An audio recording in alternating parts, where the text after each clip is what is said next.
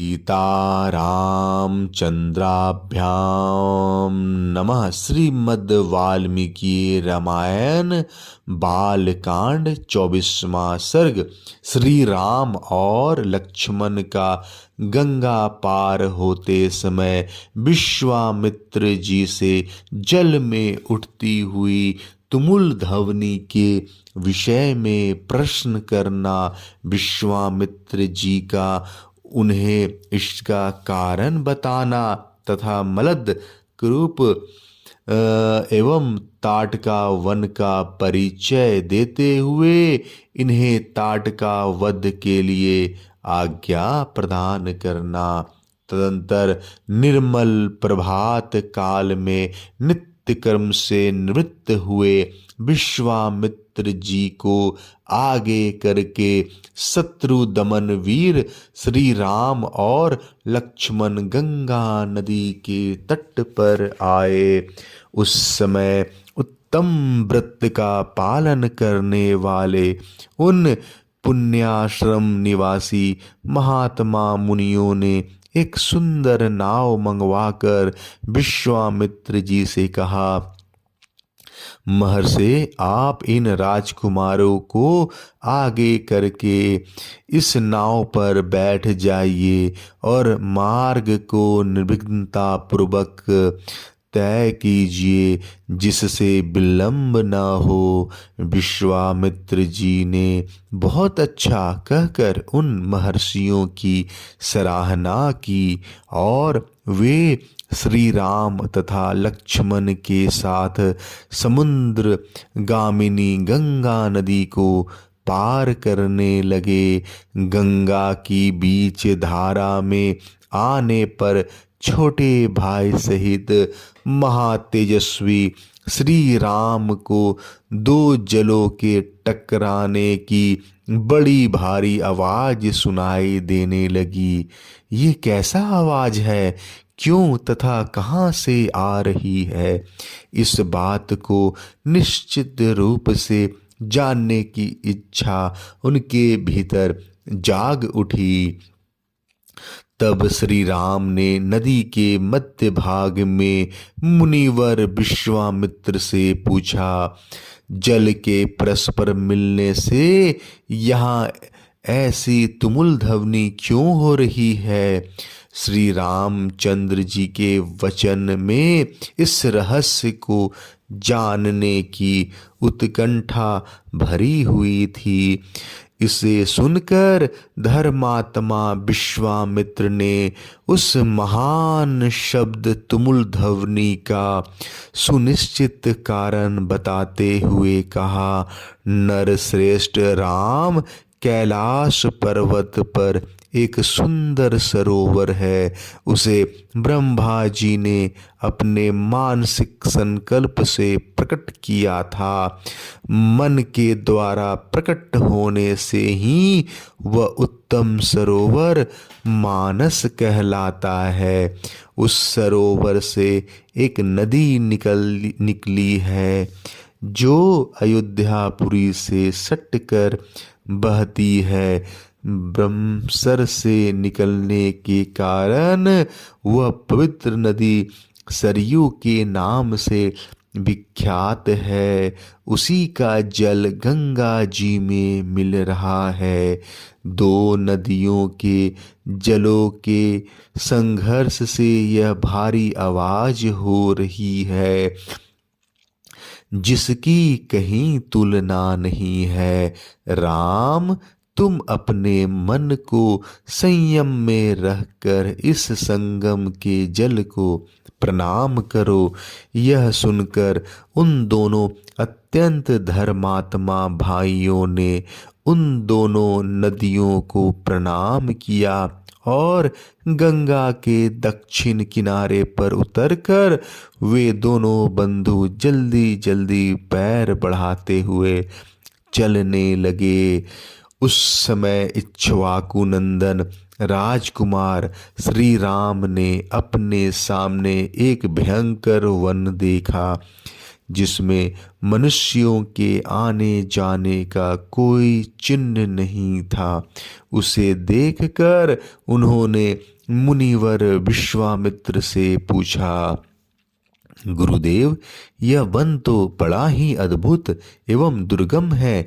यहाँ चारों ओर झिल्लियों की झनकार सुनाई देती है। भयंकर हिंसक जंतु भरे हुए हैं। भयंकर बोली बोलने वाले पक्षी सब ओर फैले हुए हैं। नाना प्रकार के विहंगम भीषण स्वर में चहचहा रहे हैं। सिंह, व्याघ्र, शुअर और हाथी भी इस जंगल की शोभा बढ़ा रहे हैं।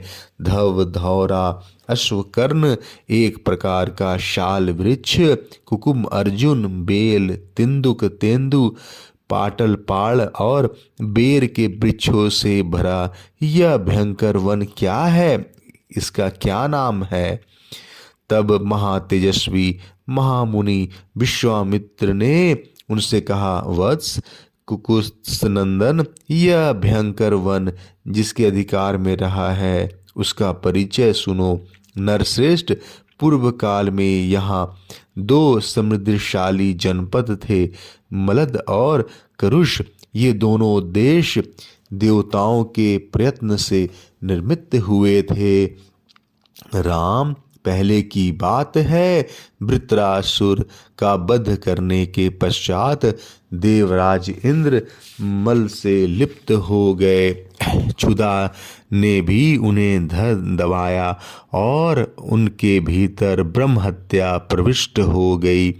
तब देवताओं तथा तपोधन ऋषियों ने मलिन इंद्र को यहाँ गंगा जल से भरे हुए कलशों द्वारा नहलाया तथा उनके मल और कारुष क्षुधा को छुड़ा दिया। इस भूभाग में देवराज इंद्र के शरीर से उत्पन्न हुए मल और कारुष को देखकर देवता लोग बड़े प्रसन्न हुए। इंद्र पूर्वत निर्मल, निष्करुष, क्षुधाहीन एवं शुद्ध हो गए। तब उन्होंने प्रसन्न होकर इस देश को यह उत्तम वर प्रदान किया। ये 2 जनपद लोक में मलद और करुष नाम से विख्यात होंगे। मेरे अंग जनित मल को धारण करने वाले ये दोनों देश बड़े समृद्धशाली होंगे। बुद्धिमान इंद्र के द्वारा की गई उस देश की वह पूजा देखकर देवताओं ने पाक शासन को बारंबार साधुवाद दिया। शत्रुदमन, मलद और करुष ये दोनों जनपद दीर्घ काल तक समृद्धशाली धन धान से संपन्न तथा सुखी रहे। कुछ काल के अनंतर यहाँ इच्छानुसार रूप धारण करने वाली एक यक्षिणी आई, जो अपने शरीर में 1000 हाथियों का बल धारण करती है। उसका नाम ताटका है। वह बुद्धिमान सुंद नामक दैत्य की पत्नी है। तुम्हारा कल्याण हो। मारीच नामक राक्षस, जो इंद्र के समान पराक्रमी है, उस ताटका का ही पुत्र है। उसकी भुजाएं गोल, मस्तक बहुत बड़ा, मुंह फैला हुआ और शरीर विशाल है। वह भयंकर आकार वाला राक्षस यहाँ की प्रजा को सदा ही त्रास पहुँचाता रहता है। रघुनंदन, वह दुराचारनी ताटका भी सदा मलद और करुष इन दोनों जनपदों का विनाश करती रहती है। यह यक्षिणी 1.5 योजन 6 कोस तक के मार्ग को घेर कर इस वन में रहती है। अतः हम लोगों को जिस ओर ताटका वन है उधर ही चलना चाहिए। तुम अपने बाहुबल का सहारा लेकर इस दुराचारनी को मार डालो।